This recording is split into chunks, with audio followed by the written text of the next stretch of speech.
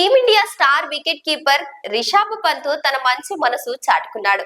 ఇకపై తన ఆదాయంలో 10% పేదలకు ఇస్తానని ప్రకటించాడు. యాడ్స్ ద్వారా తనకు వచ్చే ఆదాయంలో 10% పేదలకు ఆర్థిక సహాయం అందిస్తానని వెల్లడించారు.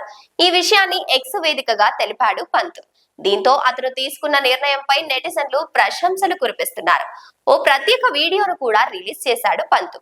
బ్యూటిఫుల్ స్పోర్ట్స్ క్రికెటర్ వల్లనే నేను ఈ రోజు ఈ స్థాయిలో ఉన్నాను. మన జీవితంలో అనుకోకుండా జరిగే కొన్ని సంఘటనలు కొన్ని పాఠాలను నేర్పిస్తాయి. కొన్నేళ్ల క్రితం ఛాలెంజింగ్ పరిస్థితులను ఎదుర్కొంటున్నాను. అందుకే నేను మరింత కృతజ్ఞతలుగా ఉండాలని నిర్ణయించుకున్నానన్నారు.